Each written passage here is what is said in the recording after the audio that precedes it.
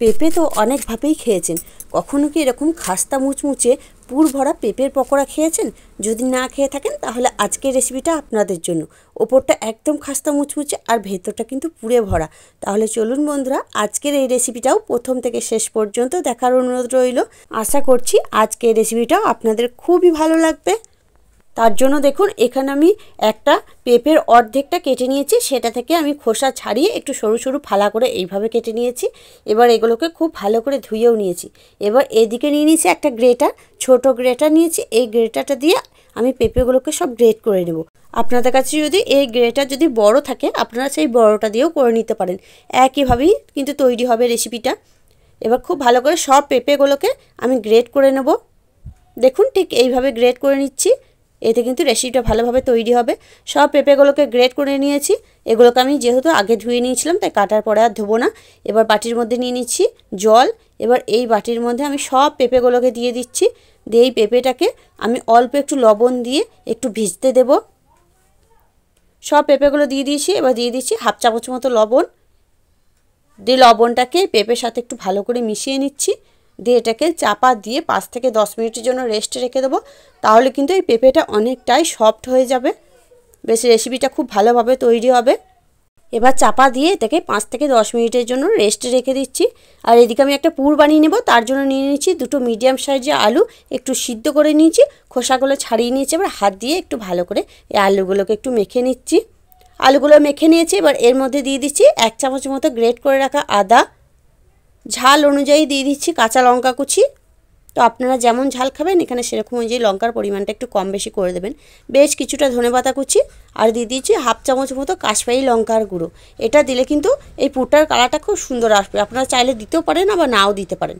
Half চামচ মতো দিয়ে দিচ্ছি ম্যাগি মশলা আর হাফ চামচ মতো ভাজা জিরের গুঁড়ো, স্বাদ মতো লবণ দিয়ে দিয়েছি। এবার এই সব কিছুকে একসাথে একটু মেখে নিচ্ছি। আমি যেহেতু নিরামিষ বানাচ্ছি তাই কিন্তু পেঁয়াজ রসুন দিচ্ছি না। আপনারা যদি এটাকে পেঁয়াজ রসুন দিয়ে খেতে চান অবশ্যই দিতে পারেন, খেতে কিন্তু খুবই ভালো লাগবে। এবার দিয়ে দিচ্ছি অল্প সামান্য একটু হলুদের গুঁড়ো। হলুদের গুঁড়োটা দিলে কিন্তু কালারটা খুব সুন্দর আসবে। এটা কিন্তু অল্পই দিতে হবে, খুব বেশি দিলে আবার হলুদের গন্ধ হয়ে যাবে। তো হলুদের গুঁড়োটা দিয়েও এটাকে একটু ভালো করে মেখে নিচ্ছি। খুব ভালো করে দেখুন আমার কিন্তু পুরটা তৈরি হয়ে গেছে। এভাবে মেখে নিচ্ছি। এবার হাতটা পরিষ্কার করে নিয়ে আসছি। হাত ভালো করে পরিষ্কার করে ধুয়ে নিয়েছি, হাতে একটু তেলও মেখে নিয়েছি। এবার এই আলুর ডোটা থেকে একদম অল্প সামান্য একটুখানি করে নেব আর হাত দিয়ে এইভাবে একটু চ্যাপটা করে নেব। তো বন্ধুরা আজকে আমি পেঁপে যে রেসিপিটা বানাবো তাতে কিন্তু আমি আলুর পুর দেবো। আর আলুর পুরটা আমার এরকম ছোট ছোটই লাগবে। আপনারা যদি বড় করে বানাতে চান অবশ্যই বানাতে পারেন। এবার দেখুন খুব ভালো করে আমি এরকম ছোট ছোট করে সবগুলি চ্যাপটা করে নেব। আর বন্ধুরা আমি প্রত্যেক দিনের মতো বলবো, আমার রেসিপিগুলো যদি আপনাদের একটুও ভালো লাগে please please like comment share করবেন। আপনি যদি আজকে আমার চ্যানেলে নতুন এসে থাকেন অবশ্যই কিন্তু চ্যানেলটিকে সাবস্ক্রাইব করে পাশে থাকা বেল আইকনটি প্রেস করে দেবেন। তাহলে আমি এরকম যখনই নিত্য নতুন ভিডিও দেবো তার নোটিফিকেশন সবার আগে আপনার কাছে পৌঁছে যাবে। আলুর পুরগুলো সব তৈরি হয়ে গেছে, সাইডে সরিয়ে রেখে দিয়েছি। আর এইদিকে যে পেঁপেটাকে আমি 10 মিনিটের জন্য রেস্টে রেখে দিয়েছিলাম সেই পেঁপেটাও কিন্তু অনেকটা সফট হয়ে গেছে। এবার এই পেঁপেটাকে আমি জল থেকে চিপে চিপে তুলে নেব। পেঁপেটার মধ্যে যেন একটু জল না থাকে সেইভাবে আপনাদের একটু ভালো করে চিপে চিপে তুলে নিতে হবে। সব পেঁপেটাকে দেখুন আমি ঝরঝরে করে নিয়েছি, জল থেকে তুলে নিয়েছি। এবার এর মধ্যে দিয়ে দিচ্ছি হাফ চামচের থেকেও একটু কম লবণ, যেহেতু লবণ জলে ভেজানো ছিল তাই লবণটা কিন্তু বুঝেই দিতে হবে। আর নিয়ে নিচ্ছি 4 থেকে 5 চামচ মতো কর্নফ্লাওয়ার। বন্ধুরা এই কর্নফ্লাওয়ারটা কিন্তু দিতেই হবে, তবেই কিন্তু রেসিপিটা একদম সুন্দর হবে, খুব সুন্দরভাবে খাস্তা মুচমুচে হবে।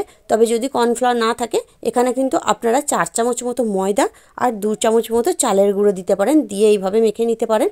আমি এখানে 5 চামচ মতো কর্নফ্লাওয়ার নিয়েছি, দিয়ে দিলাম।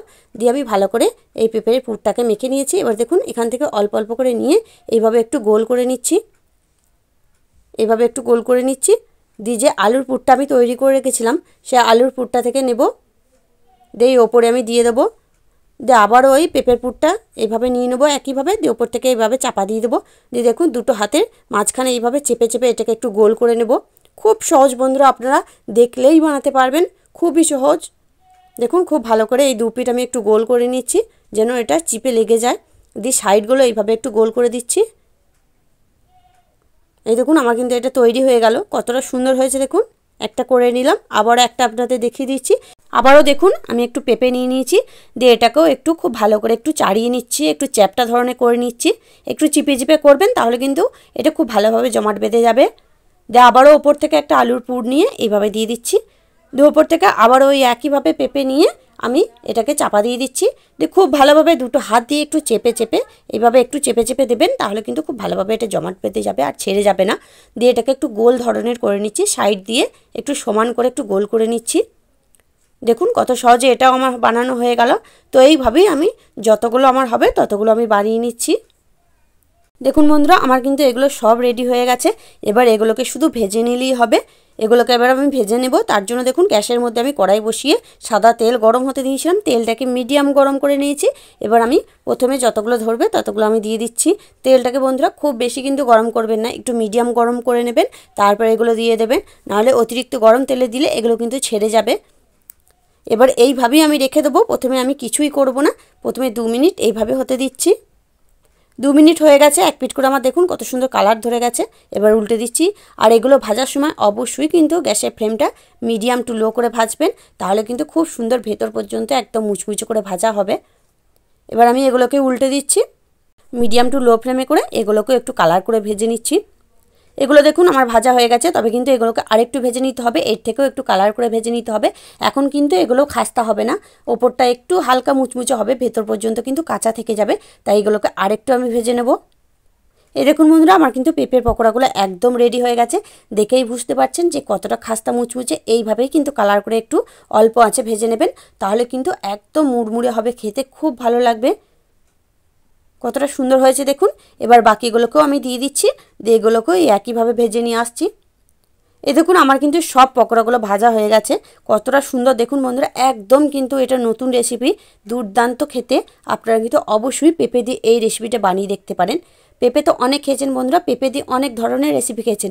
এই রেসিপিটা এই প্রথম দেখলেন কিনা অবশ্যই কিন্তু আমাকে কমেন্টে জানাবেন। আর আপনারা এটা দেখার পর একবার বাড়িতে বানিয়ে দেখবেন, তারপর আমাকে কমেন্টে বলবেন আপনাদের রেসিপিটা কেমন হয়েছিল। সকাল বিকাল চায়ের আড্ডায় কিন্তু এইভাবে এই পকোড়াটা বানিয়ে দেখতে পারেন বন্ধুরা। বাড়ির সকলে কিন্তু খুবই পছন্দ করবে। আর খেতে তো একদম খাস্তা মুচমুচে, ওপরটা একদম মুচমুচে আর ভেতরটা কিন্তু পুড়ে ভরা, খেতে কিন্তু দুর্দান্ত বন্ধুরা। তাহলে বন্ধুরা আজকে আমার এই রেসিপিটা আপনাদের কাছে কেমন লাগলো সেটা কিন্তু অবশ্যই কমেন্টের মাধ্যমে জানিয়ে দেবেন। আর দেখে যদি একটু ভালো লেগে থাকে, আপনি যদি নতুন বন্ধু হয়ে থাকেন, একটা লাইক দিয়ে চ্যানেলটাকে সাবস্ক্রাইব করে পাশে থাকা বেল আইকনটি প্রেস করে দেবেন। তাহলে আমি যখনই এরকম নিত্য নতুন ভিডিও দেবো তার নোটিফিকেশন সবার আগে আপনার কাছে পৌঁছে যাবে। তাহলে আজকের মতো এখানেই, আবারও ফিরে আসছি অন্য কোনো দিন অন্য একটা রেসিপি নিয়ে। ততক্ষণ আপনারা ভালো থাকবেন, সুস্থ থাকবেন। ধন্যবাদ।